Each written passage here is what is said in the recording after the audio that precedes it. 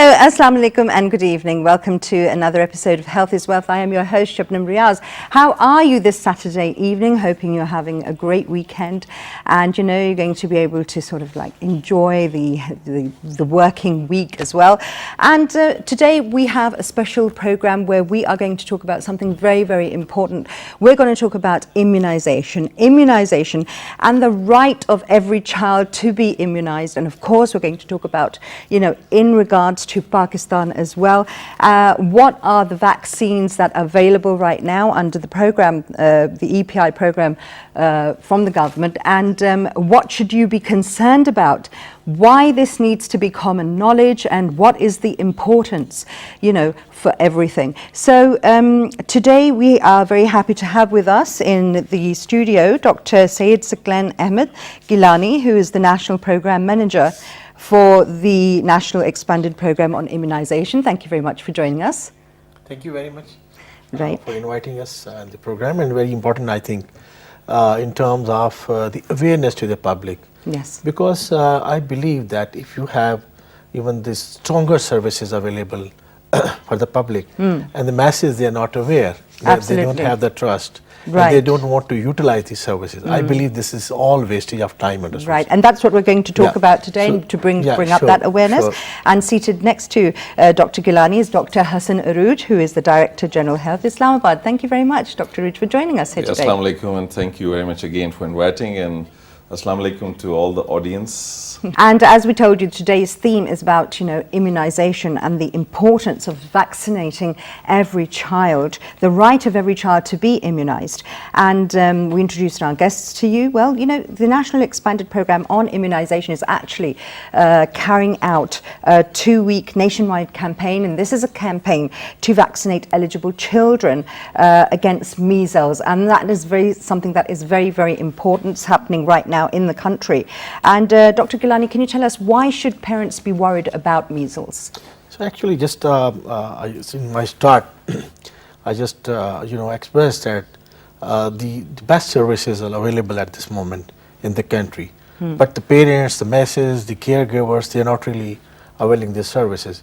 Just quickly to let you know regarding the immunity. Basically, there are certain diseases against which we can develop immunity or resistance in the children, and we can save these children against those diseases with a very cost-effective and effective vaccination in the children. So regarding this measles, measles is really a communicable disease, and that's really have a number of deaths in the children, particularly under 5-year children. Okay. So the countries where, even in Europe, in America, and the other big countries, where the measles that has not been eliminated in the country, so we have to have another round of after 3 years, measles SIA, the supplementary immunization activity like campaign. Okay. So like Pakistan had a campaign in 2014-15.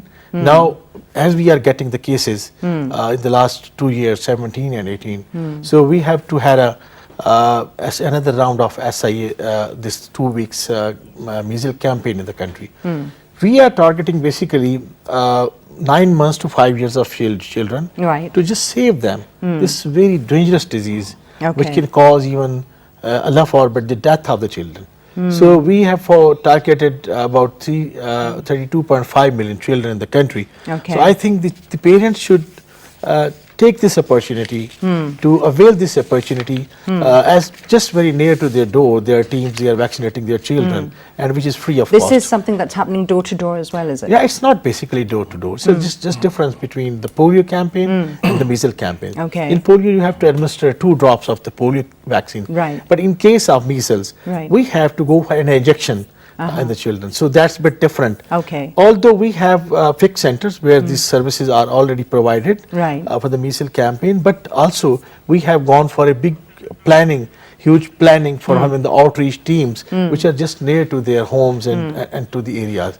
So they can have services available just near to their homes and their areas. Additionally, we have launched about more than 30,000 workers who are working on the ground, and 60,000 social mobilizers who can guide these parents to just know where the services are available and what is something that they need to avail. Absolutely.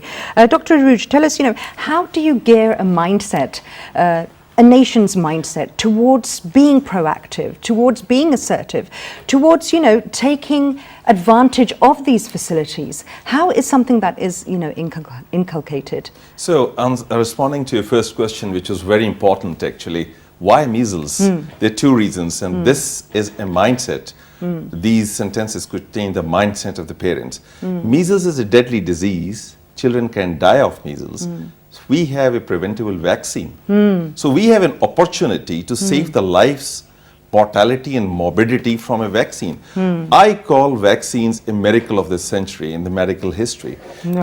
Because if you give an injection and you are prohibiting a child from getting that disease for the entire life.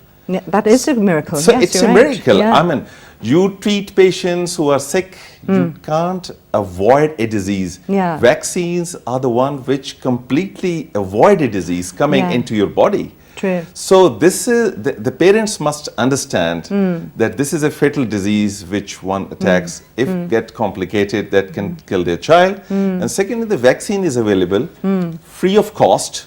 And the opportunity is there. Yeah. So answering to your first question. Secondly, I would say that campaigns are run because if the coverage is not very good in somewhere, or there is a chance of epidemic or spread of the disease. Expanded program of immunization, which started about 30 years back, it has strengthened slowly and gradually, but campaigns are being run not only in Pakistan but other developing countries as well. Even in the United States in the early 60s, polio campaigns were being run when the polio virus was endemic and epidemic in the general population. However, in Pakistan, the conditions are conducive, environment is conducive, especially in the lower socioeconomic groups, I would say. Definitely. People living where in they're slums. easily spread as well. Exactly. Yeah. Where the children interact with each other very closely. Confined spaces. Confined spaces. That is why if a child is having a measles, he is asked not to go to the school because it spreads through droplet infection. Droplet means that through air, sneezing, coughing. So we have basically, I think the parents should avail this opportunity. And even to the extent that if a child has got a measles vaccine injection about 7 days back, in this campaign they should get the re-injection of their child. Okay, right, okay. I Dr. think, Siklan, yes, just want please. to add in what Aruj Saab has said. Your particular question on just how we motivate the parents or how could we attract the parents to just come up for this vaccination, not only for the measles but also all 10 vaccine preventable diseases in the country. So I think I just shared with you that the most important part of the immunization is the basically trust of the community. Yeah. So now this time we are trying to have a very stronger communication strategies, particularly using this media, using the private sector, using the inline ministries and the people who are already providing some services in the health, so that the closer contact of the families, the parents, they can attract, to just come up the parents. And to win their confidence as well. Yes. To make them understand. Yes, that is the... And have a trust. It's the most important one, the trust that these services are effective, these services are safer. And I think, yes, of course, in the last many years, Pakistan has improved so much that we are providing the safe and effective vaccines to the children without any side effects. So I think, yes, of course. That is the very important thing, without side effects, to get the confidence of the parents there. I would just add what Dr. Gilani has said, that parents' mindsets should also attract the fact that measles has been eradicated in lots of parts of the world. It's only more the issue of the developing countries. Right. And being one of the developing country, we should also get it eradicated. Why our children should suffer from the disease, which is no more in Europe and United States and other places. Exactly. So this must change the mindset of the parents. Because we're talking about quality of life, aren't we? Quality of life, we're talking of lifespan, we are talking of a free service available from the government, and you see, a child has some rights towards parents. Definitely. Like parents have the rights towards child when they get old. So the parents should be responsible not only for sending them to school, for clothing, for food. For their well-being and health, is something exactly. basic. If a child is sick, how can you send the patient? How can you imagine asking your child, you didn't get a first position in your class. Yeah. Why you're failing? So I think the parents' mindset should be It must be geared. addressed. That's there's really Exactly. important, two isn't parts it? of the Yeah. rights. One is in the part of the parents and another is the part of the government, state. So the state is providing the Right. best quality services for this. So we are trying to access the right of the children towards the vaccination. Now this is the responsibility and this is duty of the parents Yeah. who will go for, having this part of the right of their children to access to this available immunization services. So I think, Right. What has been the response? I think your in ongoing the last campaign? many years, if we have some assessment on by different organizations internationally, so the supply side, what we are providing for the children is very good. We have improved a lot of things. But regarding the demand promotion or demand of the people, it's coming up bad. If you see the last campaign in 2014, there was not such coverage. There were a lot of issues which were being faced by the vaccinators, the service providers. But now this time, what we are looking at, the parents are there, they are also accepting this to come up their children with the vaccination against the measles vaccine. And we are getting more and good coverages better than the past one. Right. I so would that's just divide the encouraging. response in two parts. One is the high socioeconomic group, and other is the poor people living in slums. Right. Fortunately, our poor people living in slums, they're very receptive. They agree to getting, polio drops, measles vaccines, and all sorts of vaccines. Okay. Maybe, they are deprived of certain facilities.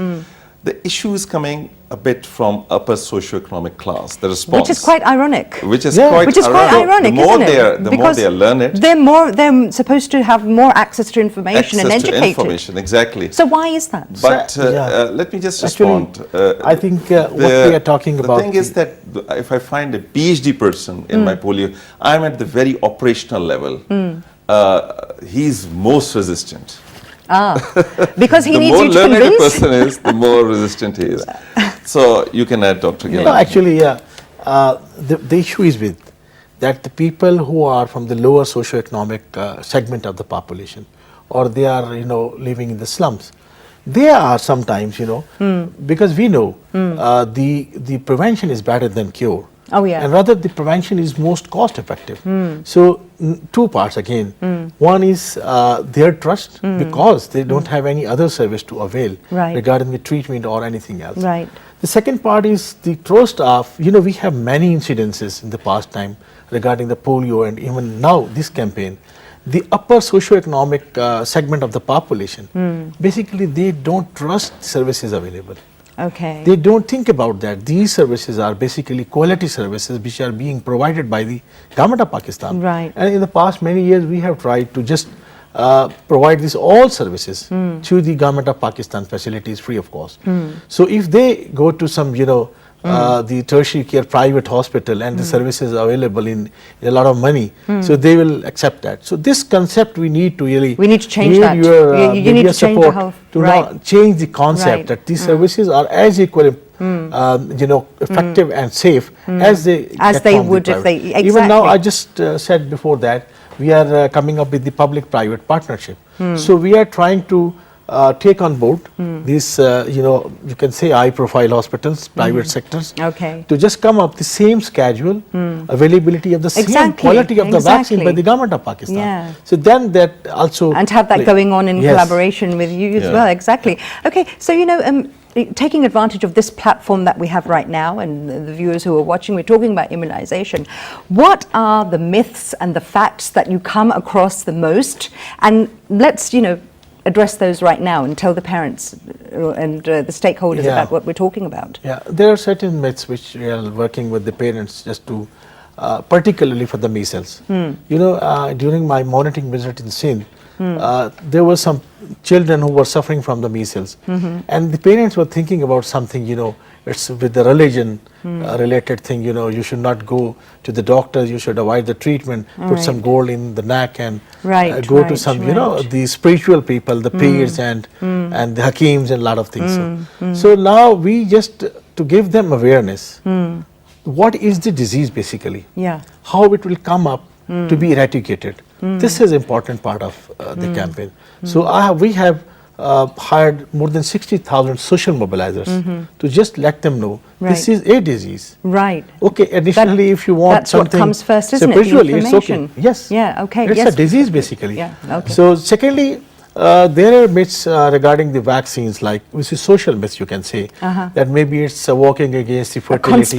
Conspiracies, you can say. To God knows and what. there are certain groups who are really working against the vaccination. But I think in the last many years, that has created a good atmosphere and relationship with the people who are creating for us, like religious leaders or some religion leaders or regional leaders in the you know, that part of the country in FATA, in KP. So now the confidence and trust is being developed. So that's a good sign. Yeah, I think I would just add to it that he's talked of some basic, very good points.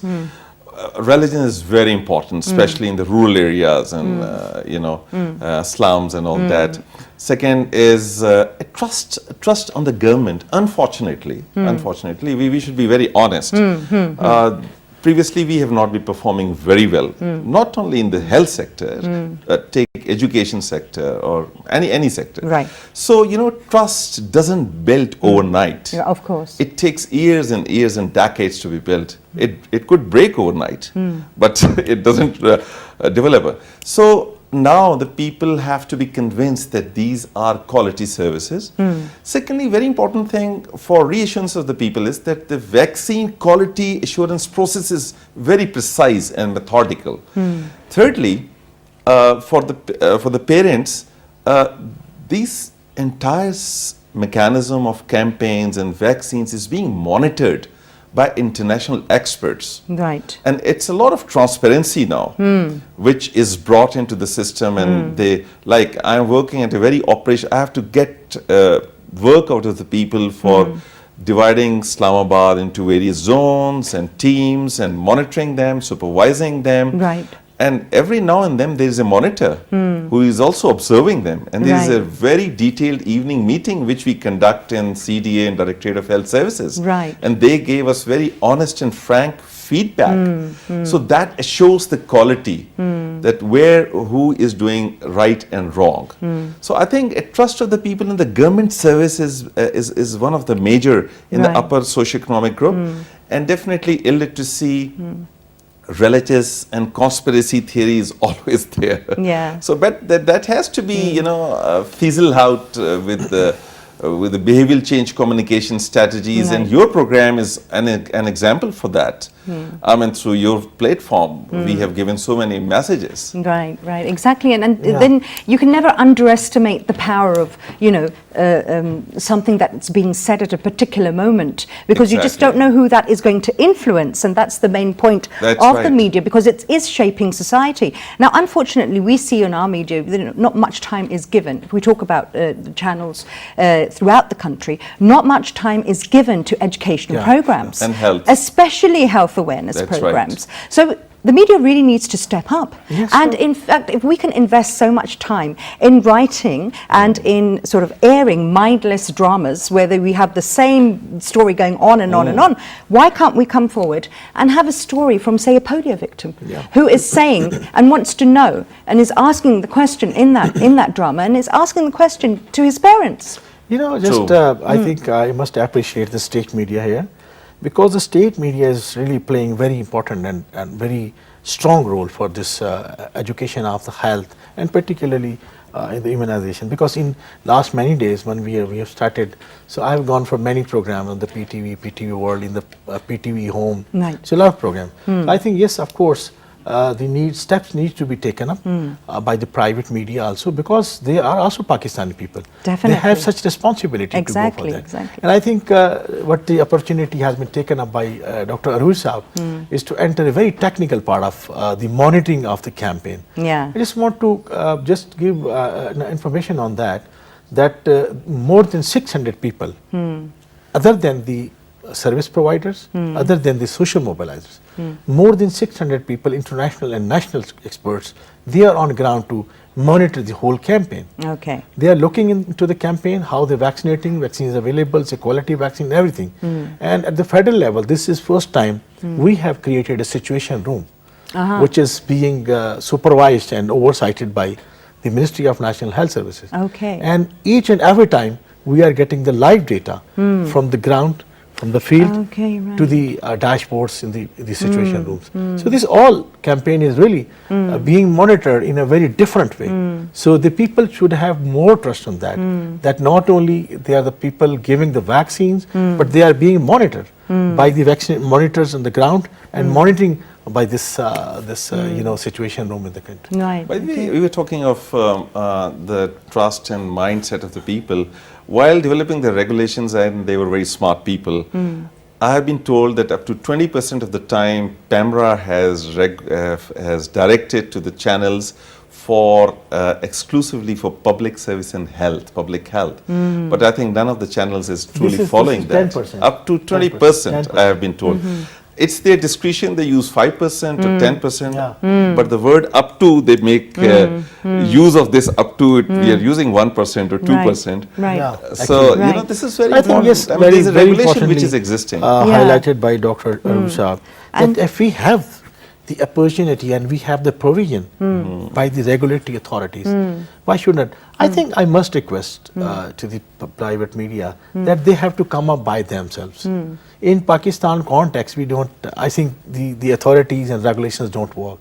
It is your personal, efforts and your interests. Right. We are going to support your. When we talk about Immunization, we talk about vision as well. And, this vision is so important. I mean, we love to take sort of cues from the West and say, okay, this is this. But what about thinking about how they place their health on priority? And they have understood that if you are a healthy individual, then you are a healthy member of society, of your family network. So I think that as well is something that needs to be addressed. And we spoke about, challenges at a social level and the use of the media as well. What about schools? Yeah, this is a very important question because through this monitoring of the campaign, we are getting many reports of the private schools who are not really supporting the campaign or not responding on the campaign. And that's a tragedy. I mean, because think of the people there who were running those private schools. Again, that is because, something that is... the campaign is in 5 years now. This time, I remember my time, the children were admitted in the schools after 5 years of age, but now it's 3 or 3.5 years of age. So the bracket would come under the target population which we have for the campaign. So we had the reports from many, the lower segment schools like the low economical segment of the population schools, they are responding on. But bit higher profile schools, they're not responding. Again, we're getting that disparity that is quite, I mean, it's really sort of an eye-opener, and it's to think that the more awareness you have, the lower you're placing it at a sort of a priority. I think yesterday we had a visit of Honorable Minister Saab to some health facility, and he has given the message by the government of Pakistan. In all national and provincial level people, as Dr. Aruz was saying, that he has to take on board all private schools to come up with the vaccination. Because there's another problem with the vaccination of the children in the schools, because sometimes we find the children at home and sometimes they're in the schools, because nowadays there's no holidays. So we have to look around if they have got vaccination. So the people, they try to hide this. If the teams go to school, they say we have got vaccination of the children. If they go to, so these things needs to be streamlined. Lots of things to be ironed out. Yeah, this should be streamlined. Right, Dr. Aruz, how can the schools do more? Yeah, my message is the schools must understand, God forbid, if one child has a disease like measles, how many children are going to be infected? Exactly. And God forbid, if one child dies of measles, what reputation of their school is going to have? Can somebody guarantee me that this disease is not going to come in Beacon House or Roots or any Head Start or any other school? Can somebody guarantee schools, me? No. So it is counterproductive what schools are resisting. They are not understanding. What is the reason for that concept. resistance? Actually, there are 2-3 things. Again, there's a trust factor. Other thing is the schools are private schools are a private commodity. They go more on the will of the parents, except the fees. Except the fees. Except with the Supreme Court has to take a suo moto. Yeah. Except the fees, they go for what the parents like, and what the how then can How they're please. comfortable. Exactly. So giving an injection or bringing the government teams for administration of polio drops may not be a very pleasant, and also they don't want to spare time. There's a cost for everything. Right. Schools have to spare 2, 3, 4 hours, so they don't want to invest. This is the dilemma. They are not understanding the importance of health as compared to the cost they may pay when a child gets sick. Exactly. So this is the concept behind. This is what I try to explain every school in Islamabad. The private schools, this is my message. Please understand, this will be very counterproductive. And that is a very important message that our Exactly. Yeah. experts are giving right now. And, all those people who are, managing private schools and who have the power to make that decision, you need to jump on board, because this is That's so important. right. They should be on forefront to Yeah. join hands with the government.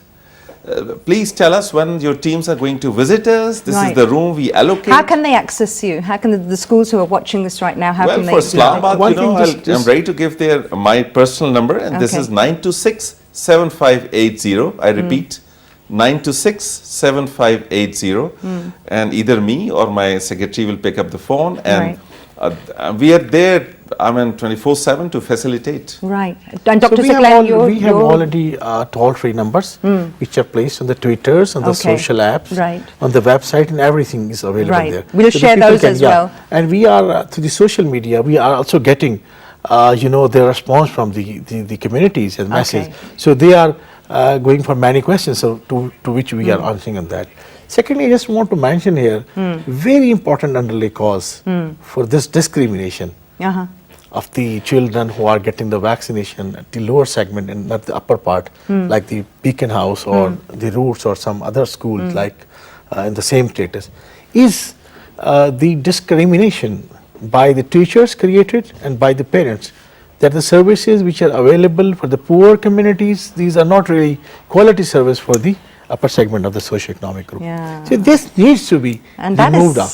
And that's terrible. I Yes, mean, that it's again, terrible. because you're discriminating at a very, a very basic this level there. discrimination is not damaging to anyone else, just your Your children. own child. Your own child. Yes, exactly. So with that thought, we're going to go for a break, but don't change the channel.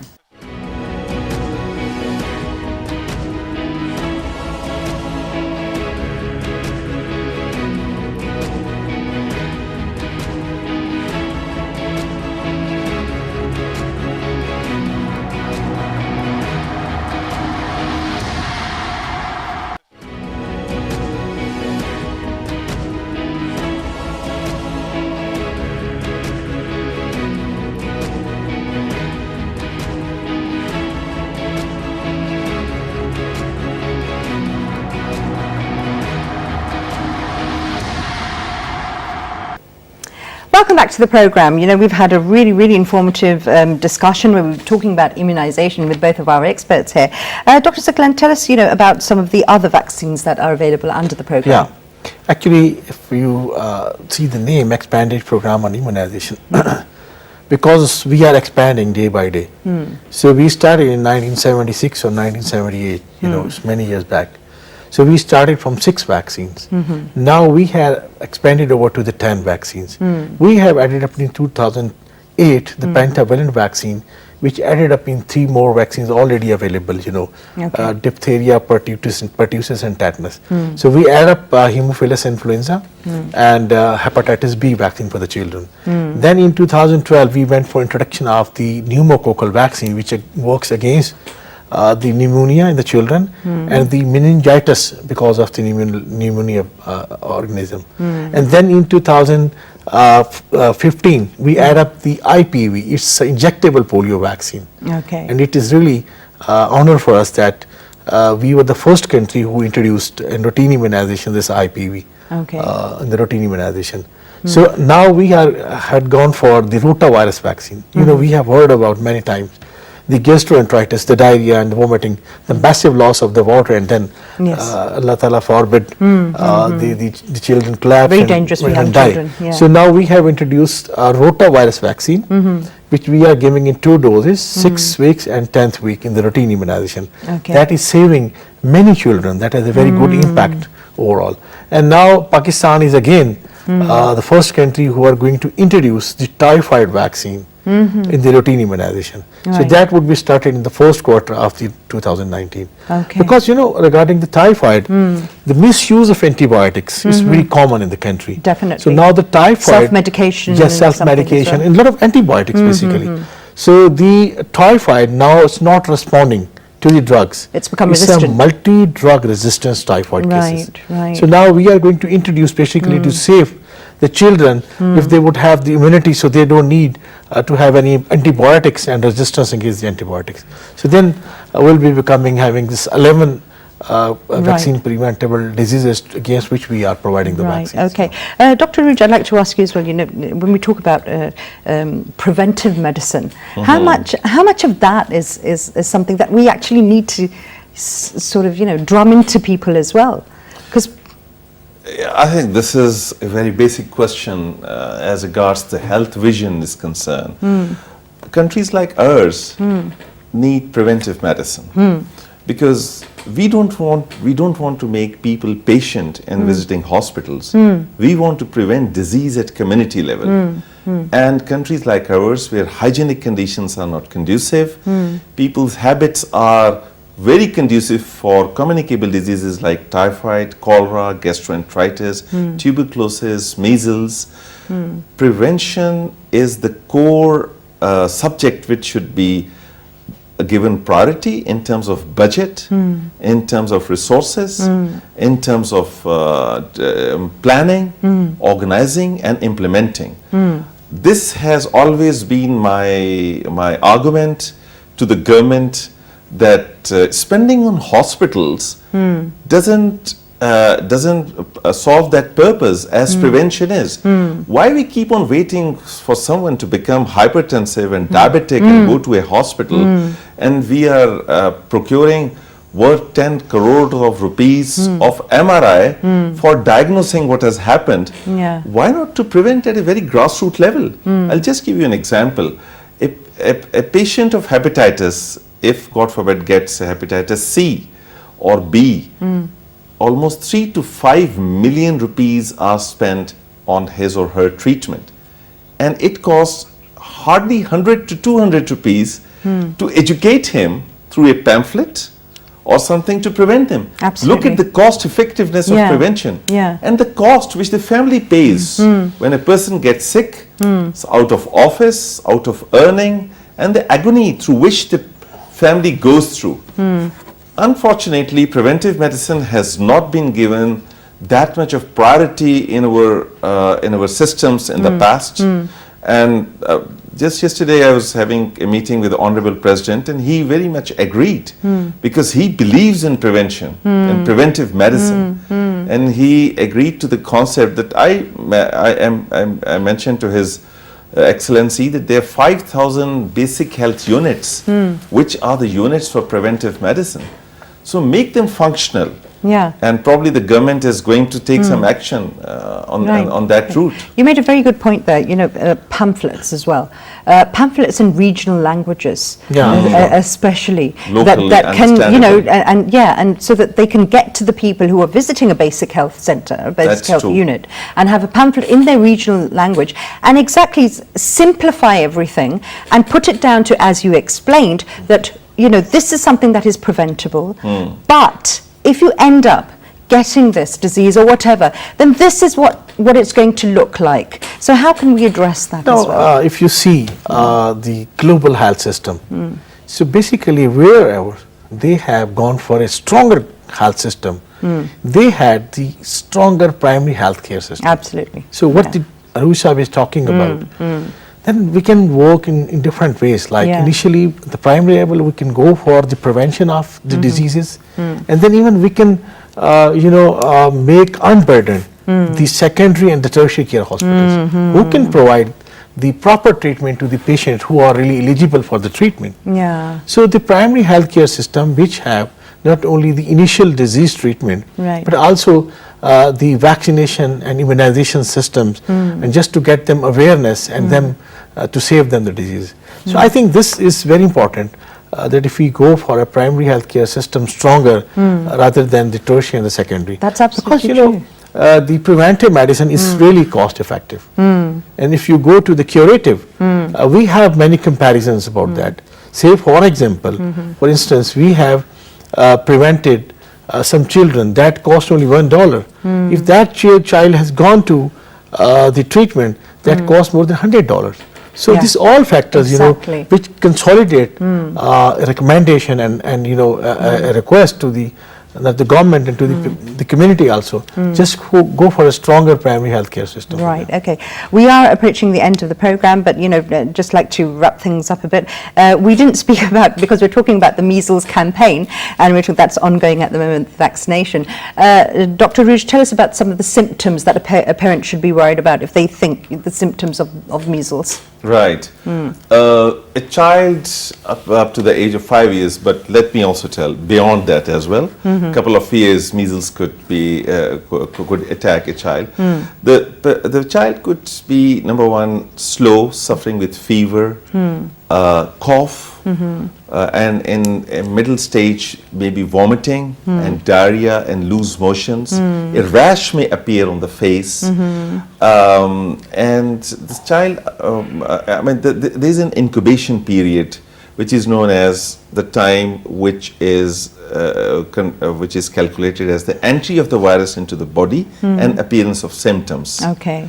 So the virus has entered into the body about 7 to 10 days earlier Okay. than the sickness, than the appearance of the sickness. Right. So we have to trace back the history. A good physician would always trace back which child have you interacted. So this is very important for isolation of the child from other children.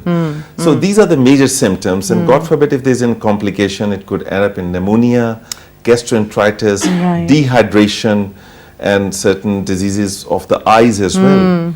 So these are the major symptoms which everybody should understand. Right, okay. And the disease is most famed with the name of surh. This is what the rashes Dr. Hissa were talking about. Right, okay. So the most common used language symptom for in that. class, Okay, right. So right now, before we go, a quick message from both of you. I'll start with you. Yeah, sure. I just, being a public health specialist and epidemiologist, I just request the parents particularly. You know, I've just shared that the government is working more and more to come up with a stronger supply system. But I request the parents just look into their health of their children, to save their children and give them access which is their right, not only to the low socioeconomic group of the segment of the community, but also by the higher socioeconomic group of the community, because already we have discussed this is a discrimination. Exactly. And just give you information, these vaccines which are available by the government of Pakistan, they are very safer and quality vaccine, you know, across the world. So we have the most quality vaccine which are already tested and checked by the international expert, which are safer to give the children. Right, okay. Dr. So I would say, like a responsible citizen of this country, we have to save our children and generations, and how to save them. Very basic preventive measures, hand washing, hygienic conditions, please teach them.